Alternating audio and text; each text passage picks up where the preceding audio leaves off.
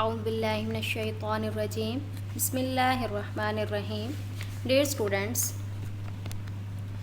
my name is Anila Mushtaq and my presentation topic is crystalline and amorphous solids. First of all, we will discuss about close packed structures in crystalline solids. The most efficient way to pack spheres in two dimensions is shown in figure A. Each sphere, for example A, is surrounded by and is in contact with 6 others, that is, each sphere has 6 nearest neighbors and its coordination number is 6. By regular repetition, infinite sheets called close packed layers forms. The coordination number of 6 is the maximum possible for a planar arrangement of contacting equal-sized spheres. Lower coordination numbers are of course possible as shown in figure B, where each sphere has 4 nearest neighbors but the layers are no longer close packed. Note: within a close packed layer, 3 close packed directions occur. Thus, in figure A, spheres are in contact in the directions XX, YY and ZZ, and in sphere A belongs to each of these. Atoms in the second layer may occupy either P or R positions but not both together, nor a mixture of the two. Any B-dashed sphere is therefore seated between 3 A solid spheres and vice versa. Close packed structures. The most efficient way to pack spheres in 3 dimensions is to stack close packed layers on top of each other. There are 2 simple ways to do this, resulting in hexagonal close packed and cubic close packed structures as follows. 2 layers in such shown in figure: A layer and B layer. Addition of a third close packed layer to the 2 shown in figure can also be done in 2 ways, and herein lies the distinction between hexagonal and cubic close packing. In figure, suppose that the A layer lies underneath the B layer and we wish to place a third layer on top of B. There is a choice of positions, so there was. For the second layer, the spheres can occupy either of the new sets of positions S or T, but not both together nor a mixture of the two. If the third layer is placed at S, then it is directly over the A layer.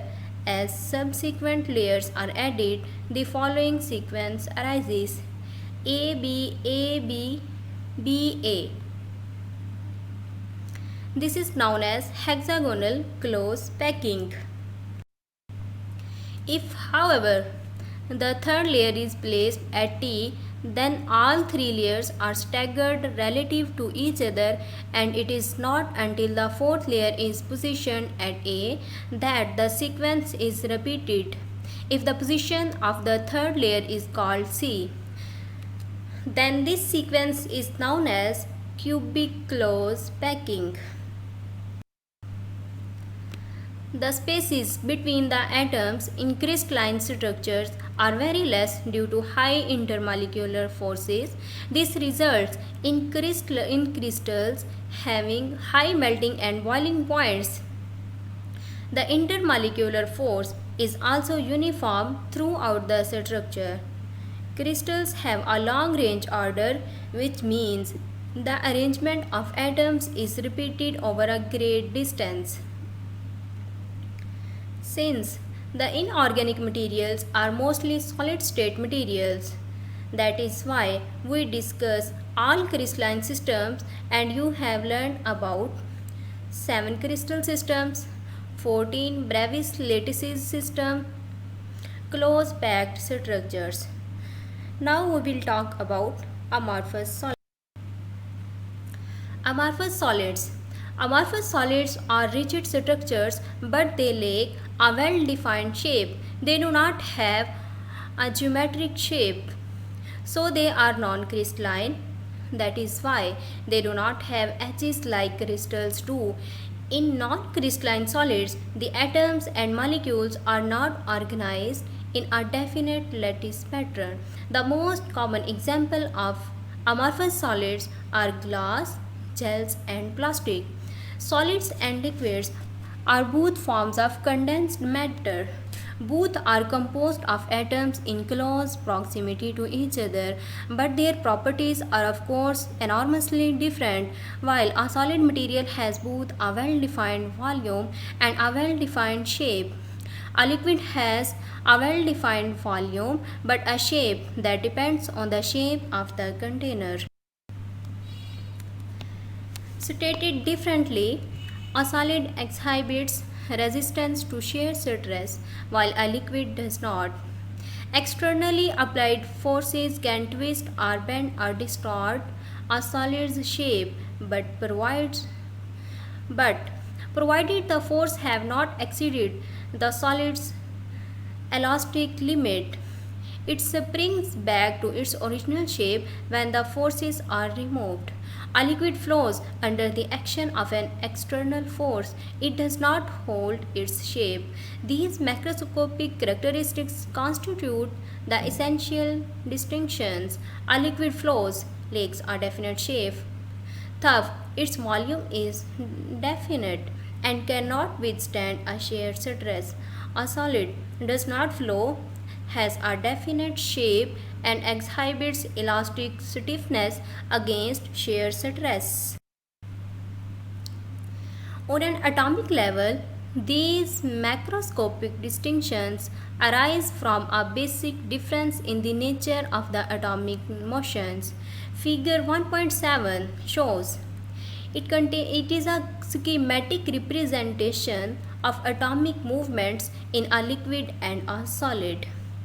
Atoms in a solid are not mobile, each atom stays close to one point in space, although the atom is not stationary but instead oscillates rapidly about this fixed point. The higher the temperature, the faster it oscillates. The fixed point can be viewed as a time-averaged center of gravity of the rapidly jiggling atom. The spatial arrangement of these fixed points constitutes the solid's durable atomic scale structure. In contrast, a liquid possesses no enduring arrangement of atoms. Atoms in a liquid are mobile and continually wander throughout the material. This variation in characteristics of solids occurs due to the arrangement of their molecules. Here, the particles of matter do not form the three-dimensional lattice structure that we see in solids. Some naturally occurring amorphous solids have impurities that prevent such a structure from forming. So they have a short order arrangement of molecules. Amorphous solids break into uneven pieces with irregular edges and they do not have any distinct arrangement or shape of molecules, so they cannot be identified by their structure as crystals. Difference between crystalline and amorphous solids. Number 1.